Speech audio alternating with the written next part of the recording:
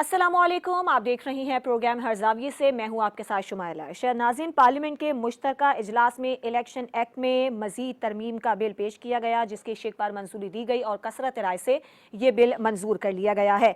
हुकूमत ने अपना बिल लाने के बजाय PTI बिल को इजाफी तरमीम के साथ पेश किया। इलेक्शन एक्ट में तरमीम से निगरां हुकूमत को गैर मामूली इख्तियारात हासिल होंगे। तरमीम से निगरां हुकूमत के पास जारी मुआहदों के हवाले से तमाम इख्तियारात भी हासिल होंगे और इलेक्शन एक्ट तरमीम से निगरां हुकूमत को गैर मामूली इख्तियारात देने पर इत्तेहादी भी राजी हो गए हैं, यानी हुकूमत ने इत्तेहादियों को भी इस मामले पर मना लिया है। इंतखाबी इस्लाहात कमेटी का इजलास हुआ, जिसमें वज़ीर कानून आज़म मजीद तारड़ की जानिब से इत्तेहादियों और अपोजिशन जमातों को इस हवाले से ब्रीफिंग दी गई और उन्हें एतमाद में ले लिया गया है। अब इसके असरात क्या हैं, इसके अगराज़ व मकासद क्या हैं, क्या फ़ायदा होगा और निगरां हुकूमत के लिए, इस पर हम बात करेंगे। फिर एक बड़ा अहम केस है तोशा खाना का, जिसको डिले करने के लिए तहरीक इंसाफ की जानिब से मुतादिद हरबे भी अपनाए जा रहे हैं। एक केस 3 अदालतों में ज़ेर समात है और अब अपडेट ये है कि सुप्रीम कोर्ट में दायर तोशा खाना केस है ट्रायल रोकने की दरख्वास्त को मुस्तरद कर दिया गया है और वकील ख्वाजा हारिस की जानिब से आज अदालत में ये मौक़िफ़ अपनाया गया था कि ट्रायल कोर्ट के जज मुतासिब हैं और ये भी एक मामला हमारे सामने आ रहा है कि कोई भी सूरत हाल हो, चेयरमैन PTI पर नाअहली की तलवार तो बहरहाल लटक ही रही है। तो अगर चेयरमैन PTI नाअहल हो जाते हैं तो फिर तहरीक इंसाफ का आगे जाकर मुस्तकबिल क्या होगा? क्या वो इलेक्शन में उस तरह से हिस्सा ले सकेगी? क्या उसको खुला मैदान हासिल होगा पूरी तरह से इलेक्शन में हिस्सा लेने के लिए? इसके अलावा डॉलर के रेट को इस्तेहकाम देने के लिए भी बड़े इक़दाम किए जा रहे हैं और स्टेट बैंक ने बैरून मुल्क से कैश डॉलर मंगवाने की इजाज़त दे दी है। तो अब ये सवाल है, क्या इससे महंगाई कम होगी, डॉलर की कदर मुस्तहकम होगी, रुपए की कदर में कितनी बेहतरी होगी, इस पर हम बात करेंगे। फिर हमने ये भी देखा कि सिंध असम्बली में तारीख रकम हुई है। सिंध असम्बली में पहली खातून अपोजिशन लीडर का तकर्रुर कर दिया गया है। MQM की राना अंसार पहली खातून अपोजिशन लीडर मुंतखब हो गई हैं। PTI की जानिब से और GDA की जानिब से उन्हें हिमायत हासिल हुई है। इन टॉपिक्स पर आज हम अपने प्रोग्राम में बात करेंगे। अपने मेहमानों से मैं आपका तारुफ करवा देती हूँ। काशिफ रफीक ब्यूरो चीफ इस्लामाबाद हमारे साथ मौजूद हैं, मुनव्वर बट ब्यूरो चीफ लाहौर हमारे साथ हैं और इम्तियाज़ खान साहब हमारे साथ मौजूद हैं, ब्यूरो चीफ कराची। सबसे पहले आप बताइएगा काशिफ के पार्लियामेंट का मुश्तरका इजलास हुआ और मंजूरी इस तरमीम की दे दी गई है। आपको क्या लगता है कि इसकी अब अगली नई शक्ल क्या है और निगरां हुकूमत के पास क्या क्या इख्तियारात होंगे? बहुत शुक्रिया शुमाइला। देखें, सबसे पहले एक बात बता दूं कि जो मुश्तरका इजलास हुआ उससे कबल सुबह से हुकूमत जो है वो कोशिश कर रही थी और तमाम इत्तेहादियों से, सियासी जमातों से मुशावरत हुई, लेकिन उसके बावजूद 230 की शिक 2A जो थी वो उसके ऊपर कंसेंसस नहीं हो सका था। उसके बाद दोबारा इंतखाबी इस्लाहात की कमेटी का इजलास हुआ सरदार अयाज सादिक की सरबराही में, जिसमें वो जो स्कोप था 230 के सब शिक 2A का जिसके ऊपर इतराज था उसको महदूद कर दिया गया है। उसको महदूद ये किया गया है कि जो इस मौजूदा हुकूमत के जारी जो प्राइवेट पब्लिक मंसूबे हैं, वो जो बायलैटरल इश्यूज हैं, वो उनको निगरान सेटअप जो है वो एग्जीक्यूट कर सकता है। प्राइवेटाइज कमीशन के जो उनके कमिटमेंट्स हैं उसको एग्जीक्यूट कर सकता है, लेकिन इसके अलावा कोई भी मेजर फंडामेंटल डिसीजन नहीं ले सकता। जबकि इससे कबल जो मुद्दा था वो ये था कि निगरान वजीर आजम के पास कुल्लू इख्तियार होगा कि वो फंडामेंटल डिसीजन भी ले सकता है और वो शॉर्ट टर्म डिसीजन भी ले सकता है। सो उसके जो उसकी क्राइटेरिया है उसके स्कोप को महदूद कर दिया गया है। दूसरी बात यह है कि इसके बावजूद जब ये बिल टेबल हुआ, गो के बिल की मंजूरी हो चुकी, शिकवात मंजूरी हो चुकी और कसरत राय से मंजूरी, उसके बावजूद जो है वो एतराज रखा गया सेनेटर रजा रब्बानी साहब की जानिब से कि इस निगरान वजीर आजम के जो इख्तियार है उसको लामहदूद नहीं किया जाना चाहिए। बड़ी एक इंटरेस्टिंग चीज है वो ये कि एक बिल की शिक प्रपोज की थी इलेक्शन कमीशन ने और वो शिक जो है वो प्रपोज ये हुई थी कि एक शख्स जो एक से ज्यादा नशिस्तों पर इलेक्शन लड़ता है, जैसे कि चेयरमैन तहरीक इंसाफ 7-8 नशिस्तों पर इलेक्शन लड़ रहे थे, तो ये कौम का वक्त का भी ज़िया है, पैसे का भी ज़िया है, इसके स्कोप को महदूद कर दिया जाए। इसको इंतखाबी इलेक्शन कमीशन की सजेशन को कमेटी ने एंटरटेन नहीं किया। दूसरी जो बात थी वो सेनेटर मुश्ताक की तरफ से एक शिक आई थी और वो शिक ये थी कि अगर कोई रुकन असम्बली मुंतखब होता है और 60 दिन के अंदर अंदर वो हलफ नहीं उठाता तो उसकी जो رکنیت ہے اس کو آٹومیٹکلی ختم کر دینا چاہیے. اس کو کثرت رائے سے ریجیکٹ کر دیا گیا. سو ایک تو یہ کہ جو منتخب ہے وہ 60 دن کے اندر حلف اٹھائے یا نہ اٹھائے اس کی رکنیت کو کچھ نہیں ہوگا. نمبر 2 کہ جو شخص وہ جتنی مرضی سیٹوں پہ الیکشن لڑ سکے وہ لڑے گا. لیکن ایک کلیریفیکیشن بہت ضروری ہے آپ کے توسط سے عوام کے لیے کہ یہ رائے زنی ہو رہی تھی کہ شاید ڈوئل نیشنلٹی اور ایسڈ ڈکلریشن کے اوپر بھی کوئی قانون سازی ہو رہی ہے, جو کہ نہیں ہوئی ہے کیونکہ وہ 62-63 کی امپلیمنٹیشن تو بہرحال ہوگی اور 5 سال کی اس کی محدود مدت ہے. سو ایک بات طے ہے کہ جو لامحدود اختیارات نگران وزیر اعظم کو دیے جا رہے تھے ان کو محدود کر کے 230 کی شک بہرحال حکومت جیسے تیسے منظور کروانے میں کامیاب ہو گئی ہے. ٹھیک ہے. اچھا منور, ویسے آپ کو نہیں ایسا لگتا کہ ذرا جلد بازی میں ہی یہ بل منظور کیا گیا ہے؟ اس کی وجوہات آپ کو کیا لگتی ہیں؟ یہ جلد بازی میں نہیں, یہ سارا پری پلان نکا تھا معاملہ. یہ اس کا یہ انٹرم سیٹ اپ کے اوپر حکومت نے جو سوچا ہوا, جو اداروں سے ان کی مشاورت ہوئی ہے, یہ چیزیں ساری اسی کی طرف جا رہی ہیں. اگر آپ یہ دیکھیں تو یہ جتنی بھی قانون سازی ہوئی ہے سوائے الیکشن کمیشن کے معاملے کے, وہ ساری جو انٹرم سیٹ اپ کے اوپر ہوئی ہے. اور انٹرم سیٹ اپ میں وہ چاہ رہے ہیں کہ بھی جو معیشت کی کنٹینیوٹی ہے, جو اس کی پالیسی ہے وہ کنٹینیو کرے اور اس کے اوپر کوئی جو ان کی انٹرنیشنل جو کمٹمنٹ سے کی ہیں اس کے آگے کوئی چیز نہ ہو. یہ انٹرم جو سیٹ اپ میں پرائم منسٹر جو ہوگا کیئر ٹیکر, اس کے پاس یہ اختیار ضرور ہوگا کہ جو پچھلی گورنمنٹ نے کمٹمنٹس کی ہیں وہ اس کمٹمنٹ کو پورا کرے. تو لیکن یہ ہے کہ آئندہ کوئی اس طرح کا معاہدہ ہو تو وہ اس کے اوپر آئندہ فیوچر کے حوالے سے وہ کوئی ڈیسیژن نہیں لے سکیں گے. تو میں اپنی اس بات کے اوپر میں پھر کنکلوڈ کر رہا ہوں کہ پرائم منسٹر جو ہے وہ ایک خاص شخصیت ہے جس کا حوالہ کل بھی دیا ہے, اس سے پہلے بھی بات ہوئی ہے, اور یہ ساری چیزیں انہی کی طرف جا رہی ہیں کہ ابھی انٹرم سیٹ اپ کے دوران وہ اکانومی کو سٹیبل رکھنے کے لیے اپنا رول پلے کر سکتے. ٹھیک ہے. امتیاز صاحب آپ کیا کہیں گے؟ دیکھیں اشارے تو وہی ہیں جو بٹ صاحب نے جو فرمایا, بالکل اشارے اسی تب جا رہے ہیں اسحاق ڈار صاحب کے حوالے سے. لیکن وہ کنٹروورسی اور بڑھ گئی ہے جیسے یہ نام آیا اس کے اوپر. لیکن اعلیٰ سطح پر اس کی کنفرمیشن ہو گئی ہے کہ اعلیٰ سطح پر پولیٹیکل نان پولیٹیکل لیول جو ہے وہ ایگریڈ تھے, انکلوڈ آصف زرداری صاحب کا بھی نام آ رہا ہے. وہ اب کیا ہوتی ہے صورتحال ظاہر کے ڈسکشن میں آیا ساری کہ کیا بنتی ہے. لیکن ظاہر کہ یہ جو لیجسلیشن ہوئی ہے پاورز کے حوالے سے وہ یعنی غیر معمولی طریقہ کار کے مطابق وہ غیر معمولی طریقے سے ہوئی ہے. تو اٹ مینس کہ اگر وہ بھی نہیں ہے تو پھر کوئی اور جو بھی ہے وہ کوئی بہت پاورفل ہے اور بڑی اتھارٹی کے ساتھ آ رہا ہے. یہ دیکھیں جو بلز کی جو کاشف سے ریکویسٹ کر کے ہم نے منگوائی تھی اور جو پھر یہ بعد میں بات آئی ہے اس میں بہت ساری باتیں بٹوین دا لائن جو ہوگا نا, جو پرائیویٹائزیشن کمیشن کمرشل وہ اس کے اندر بہت ساری جو پالیٹیشین ہوتے ہیں نا, پالیٹیشین انٹرپریٹیشن ان سے اچھی کوئی جانتا ہی نہیں ہے کانسٹیٹیوشن کی. بھلے کتنی آپ عدالت کی بات کر لیں, کسی کانسٹیٹیوشنل ایکسپرٹ کی بات کر لیں, لیکن پریکٹیکل یہ ہے کہ جو کانسٹیٹیوشنل ایکسپرٹ ہے نا یہ خود پالیٹیشین ہوتے ہیں اور بڑے طریقے سے جانتے ہیں کہ اس کی انٹرپریٹیشن کیسے کر کے اپنے معاملے میں لائیں. وہ بعد میں بھلے جائیں جیسے علی ظفر صاحب کا آیا سامنے کہ جی جناب اگر ایسا ہو بھی گیا تو سپریم کورٹ اس کو اڑا دے گی, 10 دن کے اندر اڑا دے گی.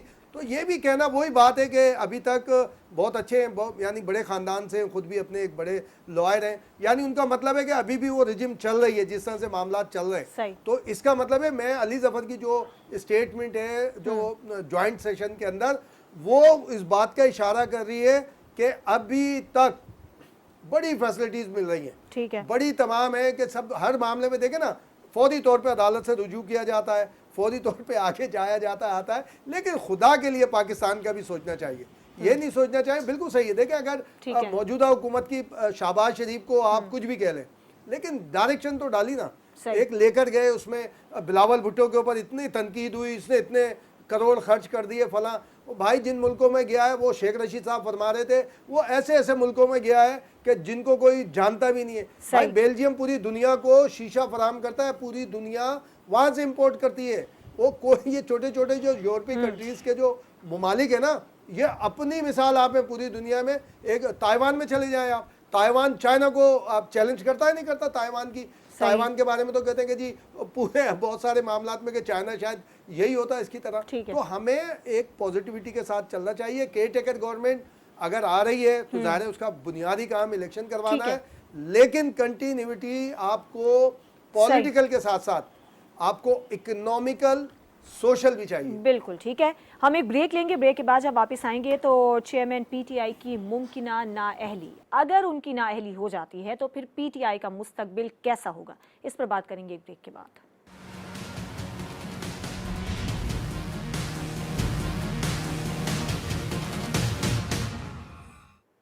Welcome back. सुप्रीम कोर्ट में दायर तोशाखाना केस ट्रायल रोकने की दरख्वास्त को मुस्तरद कर दिया गया है और वही बात जो ब्रेक पर जाने से हम पहले कर रहे थे कि चेयरमैन पीटीआई के सर पर मुमकिना नाअहली की तलवार तो लटक रही है, तो फिर पीटीआई का मुस्तकबिल आगे जाकर क्या होगा? मुनव्वर, क्या मुस्तकबिल नजर आता है अगर ऐसा हो जाता है तो?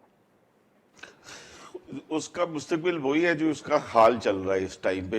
ये यहाँ पे शुमाइला आपको मैं रिमाइंड कराना चाहूंगा कि कुछ दिन पहले आप ही के प्रोग्राम में मैंने ये बात की थी कि चेयरमैन पीटीआई साइफर वाले केस में एक स्टेटमेंट देंगे कि वो उन्होंने ओरिजिनल साइफर नहीं पढ़ा था बल्कि कोई और कागज रख के, तो मैंने जलसा में लहराया था। तो कल उन्होंने ये बात खुद से कर दी है। तो इस बात के ऊपर तो ये अब दूसरी बात मैंने कल के प्रोग्राम में ये कही थी कि खान साहब जो है वो अब पिंग पोंग खेलेंगे कोर्ट्स के अंदर ताकि उनके ऊपर जो फर्दे जुर्म है वो आयद ना हो सके। और मुझे अब तक की जो उनकी स्ट्रेटजी है और जो मेरे पास इतलात है, मुझे ये लग रहा है कि अभी फिलहाल उनकी नाअहली और गिरफ्तारी दोनों ही बहुत दूर है, हनूज दिल्ली दूरस्त। तो ये इलेक्शन में वो जरूर जाएंगे और वो उसी तरह का इलेक्शन होगा जिस तरह का पीएमएल-एन ने 2018 का इलेक्शन लड़ा था, जिसमें उनके कायद जो है वो उनकी जुबान बंदी भी थी और बाद में वो फिर गिरफ्तार भी हो गए। यानी इलेक्शन से पहले उनकी नाअहली होती नजर नहीं आ रही आपको? जी, मुझे नहीं लग रहा कि वो इस टाइम पे उनको फौरी तौर पे नाइल किया जाएगा या उनकी अरेस्ट होगी। अभी ये पिंग पोंग खेलेंगे तो सितंबर तक तो आप ज़हन में रखें कि जो अदलिया में उनके हमदर्द मौजूद है वो उनके साथ नाइंसाफी नहीं होने देंगे। उसके बाद आने वाले हालात में उनके साथ क्या होता है वो बहुत ही कबल अज़ वक्त बात होगी। ठीक है, इम्तियाज साहब आपको क्या लग रहा है? देखें, बिल्कुल सही है, सितंबर अक्टूबर अभी भी चल रहा है। मैं जो अली ज़फ़र साहब की स्पीच और बड़े कॉन्फिडेंस की बात कर रहा था, और वो भी जिस तरह से मामलात हो रहे हैं, इतनी आसानी से पीटीआई चेयरमैन जाते थे अदालत। पहले कितना होता था, बुला रहे हैं, सब कर रहे हैं, अब एक एक दो दो अदालत में जा रहे हैं, पूरी ट्रांसमिशन पूरे दिन की उनकी अदालत में पेशी सारी चीजें होती थी। अभी भी चल रहे मामलात, जो कई चीजें हैं ना वो इशारा कर रही है कि अभी भी बताया जा रहा है कि आप टेंशन ना लें, आप आ सकते हैं, ये भी किया जा सकता है, ये भी करें, ये भी करें। जो हमने एक बात और की थी आपसे कि पिछले हफ्ते प्रोग्राम में कि ये भी तय किया जा रहा है कि आइंदा इंतखाबात में सिर्फ लॉयड्स कम्युनिटी को, यानी ज़्यादा से ज़्यादा अक्सरियत के साथ लॉयड्स को जो है वो टिकट दिए जाएं ताकि एक माहौल बन जाए और फिर कोई ऐसी। अब देखें लॉयड्स के हवाले से जो ये केस हुआ है सारा, देखें तोशाखाना केस जो है ना शुमाइला, इसके लिए तो मीडिया को बहुत ज़्यादा काम करना चाहिए। उसकी वजह यह है कि पाकिस्तान की हिस्ट्री का ये पहला केस है जो किसी जर्नलिस्ट की, और भी आए स्कैंडल जो हमारे साथियों ने किए, लेकिन राइट टू इंफॉर्मेशन जो लॉ आया है ना 2017 में, उसके तहत ये पहला केस रजिस्टर हुआ है। इसमें किसी तहकीकाती इदारे का कमाल नहीं है, किसी का कमाल नहीं है। ये राना अबरार जो इस्लामाबाद के सहाफ़ी हैं उनका कमाल है कि राइट टू इंफॉर्मेशन के तहत उन्होंने मामले को इनिशिएट किया, इस मामले को आगे बढ़ाया, और उसकी वजह से वो इतनी मुश्किलात से गुजरे कि मुलाजमतों से भी उन्हें 2-2 मरतबा महरूम होना पड़ा। थ्रेड भी दी गई उस वक्त साबिक हुकूमत की जानिब से, जिसका उन्होंने बताया भी, कम्युनिटी ने में भी कहा। तो ये क्रेडिट पूरा का पूरा राइट टू इंफॉर्मेशन एक्ट हमें इसलिए प्रमोट करना चाहिए कि आज अगर पीटीआई के चेयरमैन के हवाले से बात हो रही है, अगर ये एक्ट काम करे तो मैं समझता हूँ मैं और मेरे साथी इस तरह के बहुत सारी चीजें सामने ले आएंगे। बहुत सारे तो ये राइट टू इंफॉर्मेशन का एक बड़ी मिसाल है। राना अबरार साफी हैं, वो लेकर आए इस केस को, और उस वक्त हमारे अपने साथी भी उन्हें बुरा भला कहते थे बहुत सारे, और एम पीछे लगा हुआ और फला और इस तरह से करके, लेकिन वो कामयाब हुआ, वो आखिर तक गया, अपील में गया, फिर उसने ये सारी डिस्क्लोज की, और उसके बाद जाहिर है कि ये सारा का सारा शेप आया। तो इसका मतलब है इसमें कोई ये बात नहीं कह सकता कि ये सियासी इंतकामी कार्रवाई है। किसी मुस्लिम लीग नून का कोई क्रेडिट नहीं है, ना पीपल्स पार्टी का क्रेडिट है, ना मौलाना फजलुर रहमान का क्रेडिट है। ये एक साफी की एफर्ट है जो सामने आई राइट टू इंफॉर्मेशन के जरिए।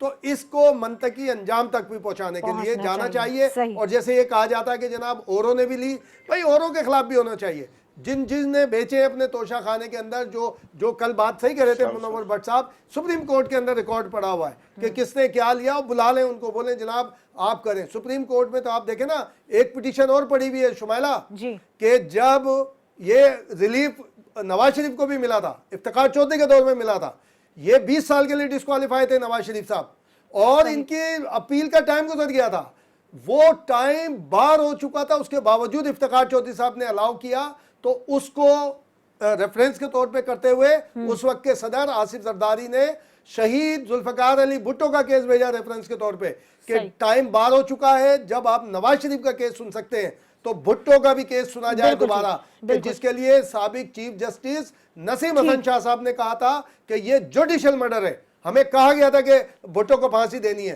وہ بھی پینڈنگ پڑا ہوا ہے سپریم کورٹ میں. یہ سب لانا چاہیے. اس پہ ہم کاشف کا موقف بھی لے لیتے ہیں. کاشف, آپ کو چیئرمین پی ٹی آئی کا مستقبل کیا نظر آ رہا ہے, اور آئندہ الیکشن سے پہلے وہ نااہل ہوں گے یا اسی طرح یہ معاملات چلتے رہیں گے؟ دیکھیں, جو انتخابی اصلاحات کی قانون سازی کی گئی اس میں ایک شک یہ بھی کی گئی ہے کہ اگر کوئی کنوکشن ہو جاتی ہے, کسی کو سزا ہو جاتی ہے, اور جب تک وہ بری نہیں ہو جاتا, اور بھلے اس کی سزا جو ہے وہ ہائی کورٹ یا متعلقہ کورٹ سسپینڈ بھی کر دے, لیکن جب تک بری نہیں ہوگا وہ الیکشن لڑنے کے ایلیجیبل نہیں ہوگا. سو اس شک کو آپ نے ذہن میں رکھنا ہے. اب آ جائے توشہ خانہ پہ. توشہ خانہ کے حوالے سے سپریم کورٹ نے کہا کہ اس ٹائم کے اوپر انہوں نے انٹروین نہیں کیا. اچھا, اگر جس ادارے اور جس ادارے کے جج صاحب کی طرف میرے جو دوست ہیں ان کا اشارہ ہے, تو پھر وہاں سے ریلیف ملنا چاہیے تھا, ٹرائل رک جاتا تو توشہ خانہ کی تلوار ختم ہو جاتی, نہیں ہوئی. اس کے بعد انہوں نے یہ ہائی کورٹ کو کہا کہ یہ ایک رائٹ ہے کہ جج کے اوپر تحفظات ہے, آپ وہ جج کو چینج کر دیں, یا ان کی جو پٹیشن ہائی کورٹ میں پینڈنگ ہے اس کو سنیں. صرف اتنی آج کا فیصلہ, اور ان کی جو اپیل تھی حکم امتناعی ٹرائل روکنے کی وہ نہیں دی گئی. اب آ جائے اگلی طرف. دوسری طرف سائفر کے حوالے سے 1 اگست کو چیئرمین تحریک انصاف کو بما تمام دستاویزات ایف آئی اے نے دوبارہ بلا لیا ہے, جے آئی ٹی کے سامنے پیش ہوں. کسی اور کو ابھی تک نوٹس نہیں ایشو ہوا, چیئرمین تحریک انصاف کو دوبارہ نوٹس ایشو ہو گیا. سو دیکھیں, میں کہتا ہوں کہ سزا جزا کا فیصلہ عدالت نے کرنا ہے, لیکن عدالت نے ایویڈنسز اور پروسیکیوشن کے جو دستیاب دستاویزات ہیں اس کے اوپر کرنا ہے. اب پروسیکیوشن نے طے کرنا ہے کہ آیا وہ اگر وہ گلٹی ہیں تو ان کے وہ ایویڈنس سفیشینٹ ایویڈنس دیں گے تو گلٹی ہوں گے, نہیں دیں گے تو بری ہو جائیں گے. اور اگر کسی نے کوئی ظلم کیا ہے تو وہ ہونا چاہیے, لیکن انصاف ہوتا ہوا نظر آنا چاہیے. پسند اور ناپسند کی بنیاد پہ انصاف نہیں ہونا چاہیے. ماضی میں بھی ہم نے اس کی جو ہے مذمت کی بطور صحافتی طالب علم, اور اب بھی کر رہے ہیں. ماضی میں بھی یہ ہوا کہ رجسٹرار سپریم کورٹ نے فون کر کے کہا کہ پاناما کی جے آئی ٹی میں فلاں فلاں آفیسرز ہونے چاہیے. آج بھی جو ہے وہ اسی طرح کا رویہ دیکھنے میں آ رہا ہے. سو ماضی میں بھی غلط ہوا. نواز شریف صاحب کو اگر پاناما میں فکس کیا گیا تھا تو باقی لوگوں کو فکس کیا جانا چاہیے تھا, جس کے اوپر سراج الحق صاحب بھی سپریم کورٹ میں گئے ہوئے ہیں. لیکن مسئلہ یہاں پہ یہ ہے کہ یہاں پہ ہر کسی نے اپنی اپنی پسند, اپنی اپنی سوچ, اپنی اپنی دلیل کو سامنے رکھ کے چیزوں کو چلا رہے ہیں. حتیٰ کہ عدلیہ کو وہ چھوٹی سے بڑی ہو, بڑی سے چھوٹی ہو, ان کو سوچنا چاہیے کہ انصاف کرنا ہے, اور انصاف اس بنیاد پہ کرنا ہے کہ اللہ کو جواب دینا ہے. یہاں پہ کسی شخصیت کی خوشنودی کے لیے انصاف نہیں ہونا چاہیے, نہ کرنا چاہیے, اور جو کرے گا وہ یہاں پہ بھی چیزیں انفولڈ ہو جاتی ہیں اینڈ آف دا ڈے. جیسے شریف خاندان کے کیسز کی چیزیں انفولڈ ہو رہی ہیں, اور بائی دا اور ایک ججمنٹ ڈے ہے وہاں پہ بھی یہ چیزیں انفولڈ ہونی ہیں. سو میں یہ سمجھتا ہوں کہ ہمیں اس ساری روش سے باہر نکل کے اصول اور ضابطے کے اوپر چیزوں کو چلانا چاہیے تاکہ ملک آگے جا سکے. یہاں تو پرابلم یہ ہے کہ کوئی پسند ہے تو ٹھیک, نہیں پسند تو پارٹی توڑ دو, پارٹی میں بغاوت کرا دو, فیکشن علیحدہ کرا دو, پریس کانفرنسز کرا دو, اور تمام کے تمام کھایا پیا ہر چیز ہضم اور سب پوتر ہو گئے. آپ مجھے بتائیں کہ کیا پرویز خٹک صاحب کے اوپر کیسز نہیں ہیں؟ اب ان کے کیسز کی کوئی بات نہیں کرتا. آج پرویز الہی صاحب پریس کانفرنس کر دے, ساری کرپشن ختم. جنہوں نے پہلے پریس کانفرنس کر کے علیحدہ جماعتیں بنائی ہیں, استحکام پاکستان پارٹی میں شامل لوگوں کے اوپر کرپشن کی باتیں نہیں ہو رہی تھی, لیکن سب ختم ہو گئی. اس طرح کے جو رویے ہیں وہ اس کا نقصان ہوتا ہے, اور اس طرح کے رویوں سے तहरीक इंसाफ अवाम में मजबूत हो रही है, भले आप उसको नाअहल कर जी दें, काशिफ। उसकी पार्टी को खत्म कर दें, उसको जेल में डाल दें, लेकिन अवाम जो है वो अभी भी तहरीक इंसाफ के नजरिए के साथ खड़ी नजर आती है। यानी इंसाफ के तकाजे पूरे होने चाहिए। एक ब्रेक लेंगे, ब्रेक के बाद जब हम वापस आएंगे तो chairman exchange companies Malik Bostan साहब हमारे साथ मौजूद होंगे और उनसे हम डॉलर के रेट के हवाले से बात करेंगे। स्टेट बैंक की जानिब से डॉलर के हवाले से जो सहूलत दी गई है उसके क्या असरात होंगे, इस पर बात करेंगे एक ब्रेक के बाद।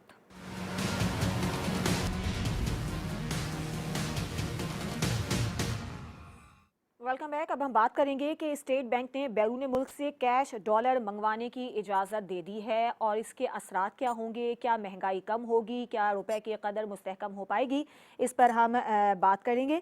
आपको ये बताएं कि मुनव्वर, वैसे आपका क्या ख्याल है इस हवाले से, कुछ आपको फ़ायदा होता नज़र आ रहा है जो ये एक एक्शन लिया गया है? नहीं, ये बड़ी अच्छी बात ही की है। इससे अल्टीमेटली मुल्क की मईशत जो है वो उसको फ़ायदा होगा, और ये डॉलर का जो हम इस टाइम पे प्रेशर था रुपीस के ऊपर, वो भी कम होगा। और ये मलिक बुस्तान साहब बेहतर बता सकेंगे कि भी इससे कितना असर पड़ेगा डॉलर की जो ठीक है, कन्वर्शन रेट है। ठीक है। मलिक बोस्तान साहब चेयरमैन एक्सचेंज कंपनीज से हमारे साथ मौजूद हैं। मलिक साहब बताइएगा, ये बड़ा अहम फैसला तो किया गया है, इसके असरात क्या पड़ने वाले हैं और जो रुपए की कदर है क्या वो मुस्तहकम हो पाएगी? इसके खराज पहले दिन ही शुरू हुए हैं, हालांकि अभी ऐलान हुआ है और अल्लाह के शुक्र है आज इंटर बैंक में डाले तकरीबन 2.5 रुपये गिरे और प्री मार्केट में भी तकरीबन 3 रुपये गिरे और आने वाले दिनों में और भी गिरे, क्यों आगे छुट्टियां आ गई हैं और सही इसका जो इम्प्लीमेंट है वो मंगल से शुरू हो जाएगा।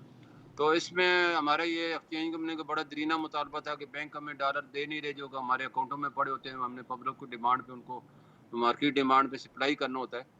तो वो स्टेट बैंक ने मेहरबानी की, गवर्नर साहब की जो कल हमारी मीटिंग हुई थी स्टेट बैंक में, तो उन्होंने सर्कुलर जारी किया और उसका रिजल्ट अच्छा है। और आने वाले दिनों में आप देखेंगे रुपया और भी गिरा, जैसे डार साहब ने कल भी फरमाया कि डॉलर का रेट जो है मेरे नज़रिए के मुताबिक 244 है, ब्लूमबर्ग भी यही कह रहा है, मैं भी यही कह रहा हूँ, लेकिन हमारे अपने तजिया नगार और वो लोग नहीं कहते, वो नहीं मान रहे, वो कहते नहीं डॉलर का रेट ये कम है, इसका ज़्यादा होना चाहिए। तो हम कहते हैं नहीं कम ही है और इंशाल्लाह आने वाले दिनों में और कम होगा। हुकूमत ने ऐसी पॉलिसी इंट्रोड्यूस कराई है, आने वाले दिनों में डॉलर की जगह रेट गिरेगा, रुपया बढ़ेगा इंशाल्लाह ताला। सर वैसे आने वाले दिनों में आपको कहाँ तक डॉलर जाता हुआ नजर आता है, कितना रेट कम हो जाएगा? देखो ये 2 साल बढ़ने में लगाए हैं, अब गिरने में साल तो लगाएगा उस रेट पे पहुंचने के लिए। तो अब जाहिर है जो अभी जो डिमांड है, आपने देखा डॉलर का रेट 320 से कम हो गया, 270 हो गया था और उसके बाद फिर हुकूमत ने IMF के कहने पे जब 6000 कंटेनर थे और जितनी भी लग्जरी की जो गैर एलानिया पाबंदी थी वो हटाई, तो उसकी डिमांड आई यकदम मार्केट में और उसके बाद तबसरे भी लोगों के शुरू हो गए। ये बड़ी बदकिस्मती है हमारी, जब डॉलर का रेट बढ़ता है तो हमारे लोग नेगेटिव तबसरे शुरू करते हैं और बढ़ चढ़ कर पेशन गोइयाँ करते हैं। तो इन पेशन गोइयों के नतीजे में लोगों ने डॉलर जो सेल कर रहे थे रोक गए और जो खरीदने वाले थे उन्होंने। काशिफ यही सवाल आपसे है। देखिए, इसमें तो कोई शक नहीं है कि डॉलर की कीमत अगर नीचे आएगी तो महंगाई बिल्कुल कम होगी, इसमें कोई दूसरी राय नहीं है। हमारे इंपोर्ट का इशू है, हमारे दीगर इश्यूज हैं जो डॉलर से रिलेटेड हैं, लेकिन मैं ये समझता हूँ कि आज जो ये फैसला किया गया है, इस फैसले के दूरअसल नताइज बहुत ज़्यादा होंगे, क्योंकि असल मसला ये है कि यहाँ पर कारोबार नहीं है, लोगों में अनसर्टनिटी बहुत ज़्यादा है, पॉलिटिकल अनसर्टनिटी बहुत ज़्यादा है। तो लोगों ने कहा कि प्रॉपर्टी में भी इतना ज़्यादा बूम नहीं है, तो लोगों ने कोशिश की कि फॉरेन करेंसी बिलखसूस डॉलर लेके रख लें कि डॉलर रोज़ाना की सूरत हाल पर इन्फ्लेक्चुएट कर रहा है, तो हमें कोई अर्निंग भी हो जाएगी और हमारा जो सरमाया वो भी हमारे हाथों में महफूज होगा, घरों में महफूज होगा। लेकिन जिस वक्त ये अनाउंसमेंट कर दी गई कि डॉलर को दरामद किया जाएगा, तो इससे ये है कि जिन लोगों ने होल्डिंग की हुई है डॉलर की और उसको मार्केट को अननेचुरल तरीके से प्ले कर रहे हैं, और उस मामले के ऊपर आके जब ये डॉलर जो है दरामद होना शुरू होगा तो उनको पता लगेगा कि डॉलर जो है नीचे गिर रहा है, तो उसके बाद अल्टीमेटली एक साइकोलॉजिकल इंपैक्ट आएगा और मेरा ये ख्याल है कि डॉलर जो है वो नीचे की तरफ जाना शुरू हो जाएगा। ये एक बहुत अच्छा इनिशिएटिव है गो के, इससे हमें दो जो है नतीजे मिलेंगे। एक तो ये कि हमारा फॉरेन रेमिटेंस बढ़ेगा, दूसरा ये कि डॉलर का फ्लो पाकिस्तान में होगा, और ये जो एम्बार्गो था कि आप डॉलर कम ला सकते हैं, मैं ये समझता हूँ कि इस एक मूव से डॉलर भले बाहर से इंपोर्ट कम हो या ज्यादा हो, लेकिन डॉलर जो है उसका रेट साइकोलॉजिकली इंपैक्ट के तहत नीचे आना शुरू हो जाएगा। अच्छा मलिक साहब, आप ज्यादा बेहतर बता सकेंगे, एक आम आदमी का ये सवाल है कि अगर रुपए की कदर मुस्तहकम होती है, डॉलर का रेट कम होता है, तो महंगाई पर कितना असर पड़ेगा? क्या महंगाई कुछ कम होगी जो आजकल आसमानों को छू रही है? آئے گا تو اس وقت وہ اگلی ایل سی پہ وہ اس کو ریٹ کم کرے گا, اس پہ نہیں کرے گا. تو اس میں مانیٹری سسٹم بھی نہیں ہے ہمارا, حالانکہ ہونا چاہیے. جو ایل سی ہیں کم ریٹ پہ کھلی ہیں ان کی کم ریٹ مارکیٹ میں شو ہونے چاہیے, لیکن کیونکہ وہ مارکیٹ ڈیمانڈ سپلائی پہ کچھ لوگوں نے ہولڈ کر لیا ہے, اور وہ ان کا مالیوم اتنا بڑا ہے, چھوٹا جو امپورٹر ہے وہ ان کو مقابلہ ہی نہیں کر سکتا. تو بہرحال یہ ہے کہ مارکیٹ میں سپلائی جب جیسے امپورٹ پچھلے 1.5 سال سے باقی کنٹینر 1.5 سال سے کھڑے تھے, اب ان کا مال بھی مارکیٹ میں آئے گا تو لازمی آٹومیٹیکلی انٹرنیشنلی بھی آپ نے دیکھا ریٹ گرنا شروع ہوئے, پاکستان میں بھی گریں گے. اچھا سر, آئی ایم ایف کی ایک شرط بھی تھی کہ ڈالر کی قدر کو مستحکم رکھنا بہت ضروری ہے, تو آپ کو لگتا ہے کہ اس سے جو آئی ایم ایف کی ایک ڈیل تھی اس پر بھی کچھ اچھا اثر پڑے گا؟ دیکھو انہوں نے ڈالر کے مستحکم کا نہیں کہا, انٹر بینک ریٹ میں 1.25% کا فرق ہونا چاہیے, اس سے زیادہ نہیں ہونا چاہیے. تو وہ جب مارکیٹ میں گرے گا ظاہر ہے ڈالر بھی گرے گا, مارکیٹ میں بڑھے گا تو بڑھے گا. جیسے ابھی ہوا ہے, ڈالر کا انٹر بینک 270 تھا, مارکیٹ کا 275 تھا, اور ڈالر 290 پہ ہوا تو مارکیٹ 295 پہ ہوگی. اب ڈالر 286 پہ ہے تو مارکیٹ 290 پہ آ گئی.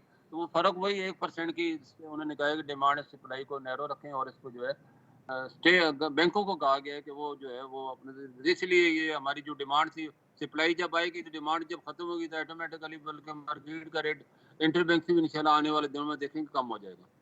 اچھا سر, سرکاری خزانے پر اس کا کیا اثر پڑے گا؟ حکومت کو کیا فائدہ ہوگا اس اقدام سے؟ دیکھیں حکومت کو یہ ہے کہ انٹر بینک میں سلنڈر ہوگا, ورکر بڑھے گی, کیونکہ جب مارکیٹ کا ریٹ بڑھ جاتا ہے اور انٹر کا بینک کا ریٹ کم ہوتا ہے تو جو ورکر ریمیڈنس ہے وہ پھر مارکیٹ میں یا حوالے میں چلی جاتی ہے, جس کی وجہ سے ہماری ورکر ریمیڈنس ابھی جو آپ نے 4 ارب ڈالر ایک سال میں کم ہے, اس کی وجہ یہ تھی مارکیٹ میں 30 روپے کا فرق تھا, اور اللہ کا شکر اب 2 روپے کا فرق رہ گیا.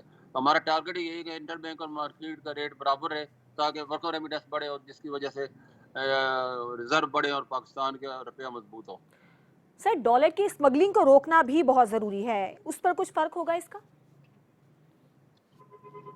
دیکھو ڈالر کی اسمگلنگ روکنے کا ایک ہی ٹول ہوتا ہے کہ اس وقت ہماری سب سے جو بدقسمتی ہمارے 2 پڑوسی اسلامی ممالک جن کے اکنامک سیکشن ہے افغانستان اور ایران, تو وہ ان کا سمجھے وہ ہمارے 2 صوبے ہیں, ان کی تمام ضرورت ہمارے فارن ایکسچینج سے پوری کی جا رہی ہے. افغانستان سے تو جتنے بھی ان کی فارن روپے تو ہے ہی ڈالر ان کے پاس, ہمارے وہاں کیونکہ 15,000 لوگ ڈیلی جاتے ہیں تو 1,000 ڈالر انہوں نے الو 15 ملین ڈالر اس لیے ہمارے وہاں چلے جاتے ہیں.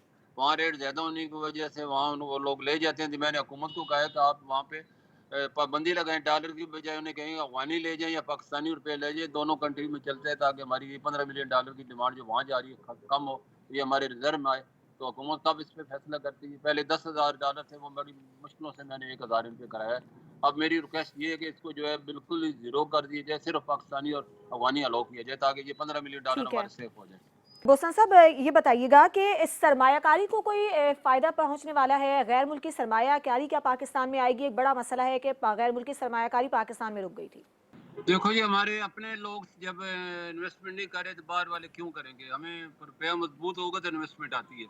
ان کا گلہ یہی ہوتا ہے کہ ہم پاکستان میں جب انویسٹمنٹ کرتے ہیں اس وقت ڈالر ہم جب خریدتے ہیں تو اس کا ریٹ کم ہوتا ہے, جب ہم واپس لے کے جاتے ہیں ریٹ بڑھ جاتا ہے, ہم نے جو کمایا ہوتا ہے وہ اسی میں ہمارا گنوا دیتے ہیں.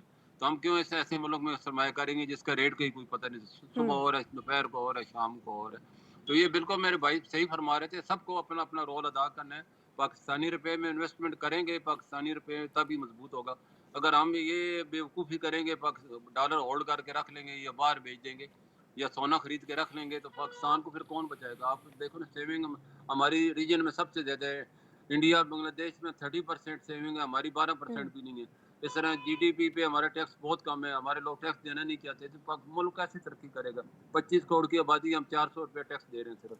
ہمیں ٹھیک ٹیکس ہے. اپنا دینے لوگ, حکومت کو بھی میں یہی ریکویسٹ کروں گا کہ وہ ان لوگوں پہ زور دے جو ٹیکس دیتی نہیں ہے. جو ٹیکس دے رہے ہیں ان کو نہ نچوڑیں, وہ ٹیکس اور انٹرسٹ اتنا بڑھا دیے کاروبار کرنا جی مشکل ہو سر. گیا. تو میں عوام کا بھی بڑا فرض بنتا ہے, جن کے بھائی اللہ نے اس ملک سے انہیں یہ پیسے دیے ہیں, وہ فارن ایکسچینج کے بجائے پاکستانی روپے میں انویسٹمنٹ کرے تو خود بخود روپیہ مضبوط ہوگا. بالکل ٹھیک ہے. بہت شکریہ ملک بوسان صاحب, آپ ہمارے ساتھ پروگرام میں موجود تھے. اب پروگرام کے اگلے ٹاپک کی جانب بڑھیں گے. سندھ اسمبلی کی پہلی خاتون اپوزیشن لیڈر جو ہیں وہ آج ان کا تقرر ہو گیا ہے. منور بتائیے گا, پہلی بار سندھ اسمبلی میں خاتون اپوزیشن لیڈر کا تقرر کیا گیا ہے, کیا کہیں گے؟ جی یہ بڑا اچھا ہے جی. یہ ایم کیو ایم کو اس بات کے اوپر مبارکباد دینی چاہیے. انہوں نے جو ملک کی جو واضح میجورٹی ہے وہ اس کو اسمبلی میں نمائندگی دی اور ایک بڑی اہم पोजीशन दी। इस मामले में मैं सबसे ज़्यादा जो है वो पीपल्स पार्टी को क्रेडिट दूंगा कि उसने पहली खातून वजीर आज़म जो है वो उसको सामने ला के एक आज़ाद हासिल किया। वो इस्लामी दुनिया की पहली खातून वजीर आज़म मोहतरमा बेनज़ीर भुट्टो हुई। उसके बाद फिर स्पीकर नेशनल असम्बली जो है वो उसको भी लेके आए। अब ये MQM ने बिल्कुल पीपल्स पार्टी की मदद से ही ये अपना ये अपोजिशन लीडर का जो किरदार हासिल किया है, तो उस पर MQM के साथ साथ फिर पीपल्स पार्टी को मुबारकबाद कि वो पाकिस्तान की जो बड़ी मेजॉरिटी है वो उसको असम्बलियों में भरपूर नुमाइंदगी देने की तरफ जा रही है। ठीक है, काशिफ आप क्या कहेंगे, खवातीन को नुमाइंदगी देना कितना बेहतर अमल है, कितना अच्छा है? ये बिल्कुल ये अच्छी इनिशिएटिव है, खवातीन को नुमाइंदगी देनी चाहिए, लेकिन ये बड़ी ज्यादती है। कहाँ मोहतरमा बेनज़ीर भुट्टो का इलेक्शन एज प्राइम मिनिस्टर, कहाँ फहमीदा मिर्ज़ा साहिबा का इलेक्शन एज स्पीकर। भाई वाज़े अक्सरियत थी, वाज़े अकलियत थी, वाज़े इलेक्शन थे और दोनों खवातीन मुंतखब हुई। MQM ने जो खातून अपोजिशन लीडर सिंध की बनाई हैं उनमें आप GDA की शुक्रिया अदा करें, MQM का शुक्रिया अदा करें, PTA के उन लोगों का भी शुक्रिया अदा करें जिन्होंने साथ दिया। ये कोई क्लियर मेजॉरिटी से नहीं आई है, अकलियत को अक्सरियत बनाया गया है और ये अकलियत को अक्सरियत बनाने का फन सिंध असम्बली और सिंध के लोग बहुत अच्छी तरह जानते हैं। बल्दियात में भी इन्होंने यही किया। सो मैं ये समझता हूँ कि खातून अपोजिशन लीडर बनना अच्छी बात है, इनिशिएटिव लिया उन्होंने, ठीक हो गया, लेकिन ये आर्म ट्विस्ट करके बनी है बेनज़ीर भुट्टो साहिबा का, फहमीदा मिर्जा साहिबा का मिसाल देना। मैं ये समझता हूँ कि उन दो खवातीन की जो क्लियर कट इलेक्ट्रल पॉलिटिक्स थी या इलेक्ट्रल कॉलेज था उसकी तौहीन है। ये कोई क्लियर कट इनके पास अक्सरियत नहीं थी, ये सबको पता है। ये सबको पता है कि कैसे जो है वो मुनहरिफिन को कैसे GDA को मना के और खातून अपोजिशन लीडर लगाई गई ताकि निगरान सेटअप अपनी मर्जी का लाया जा सके। इम्तियाज साहब, जो एतराज़ात थे वो आपने खुद सुन लिए, क्या कहेंगे? देखिए, एतराज़ किया जा सकता है, उसमें कोई नहीं। शहीद रानी मोहतरमा बेनज़ीर भुट्टो जब पहली मरतबा वज़ीर आज़म बनी थी तो उस वक्त भी सिंगल मेजोरिटी के साथ ये मामला नहीं हुआ था और जो वहाँ पे उस वक्त इत्तेहादी थी वो भी। लेकिन ये ठीक है, हम कंपेयर नहीं करते, वो एक ज़ाहिर के अजीम। लेकिन अपोजिशन लीडर का जो इंतखाब हुआ है जो मुरव्वजा कवानीन है उसके मुताबिक हुआ है। आइन कोई पाबंदी नहीं लगाता, सिर्फ दो जगह पाबंदी लगाता है कि किसी जमात का जो रुकन असम्बली है वो बजट की मंजूरी के मौके पर और लीडर ऑफ द हाउस की मंजूरी के ऊपर वो उसको डायरेक्टिव्स देगा। और बाकी तो यहाँ पे कोई डायरेक्टिव्स भी मौजूद नहीं थी सारी। अगर वो PTI के 9 लोगों ने अपना इस्तेमाल किया है और एक खातून के हवाले से GDA से, ये तो रूटीन की बात होती है कि आप जो इत्तेहादी जमातें होती हैं, तो क्या यहाँ पर जब पहले जो अपोजिशन लीडर था क्या वो अकेले बन गए थे आगे? PTI वालों ने बात नहीं की थी क्या MQM से? क्या उन्होंने बात नहीं की थी इनसे जो ये TLP वाले थे और JI वाले, जमात इस्लामी का एक मेंबर था, और ख़ुद GDA के साथ नहीं उन्होंने बात की थी? पहले तो GDA के अपोजिशन का लीडर का नाम आ रहा था। तो ये तो होता है, रूटीन होती है कि सारी इस तरह की एक्टिविटी करते हैं। जो लेटर लिखा जाता है इसमें कोई इंतखाब नहीं होता। आज 39 मेंबर जो हैं उन्होंने लेटर लिखा और वहाँ पे असम्बली स्पीकर को उन्होंने उसको मंजूरी दे दी। तो ये ठीक है तरीक़ेकार, आप वो कह सकते हैं। एतराज़ तो किसी बात पे भी किया जा सकता है। एतराज़ तो ये भी कर सकते हैं कि स्पीकर क्यों असम्बली चलाते हैं। हम इस बात पे एतराज़ नहीं कर रहे कि एक स्पीकर असम्बली आगा सिराज दुरानी हर तारीख के अंदर मौजूद होता है नेब की अदालत में। शाहिद खाकान अब्बासी साबिक वज़ीर आज़म नेब की हर तारीख में कराची में मौजूद होता है। मुस्तफ़ा कमाल हर तारीख में मौजूद होता है नेब। तो नेब के ऊपर कोई बात नहीं करता कि फैसला नेब अदालत ने अभी तक क्यों नहीं किया, किस तरह नहीं किया। सारी चीजें मौजूद है ना, तो एतराज हो सकता है। लेकिन एक बड़ा काम है, ये पीपल्स पार्टी को क्रेडिट भी आता है कि उसने इस बारे में मुकम्मल ताउन किया, अपनी जो शहीद कायद है उसकी पॉलिसी को कंटिन्यू किया। MQM ने जो है कि एक नॉमिनेशन दिया, ये भी बड़ी बात है। बहुत शुक्रिया। मैं आप तमाम मेहमानों का शुक्रिया अदा करना चाहूँगी। मुनव्वर आपका बहुत शुक्रिया, काशिफ आपका बहुत शुक्रिया, इम्तियाज़ खान फरहान साहब आपका बहुत शुक्रिया। और बात वही है कि विफाक के इत्तेहादी क्या सिंध में अपोजिशन का हक अदा कर पाएंगे? अपोजिशन लीडर का तकर्रुर तो हो गया है, अब देखेंगे कि आगे क्या होता है। आज के प्रोग्राम से इजाज़त दीजिए, अल्लाह हाफ़िज़।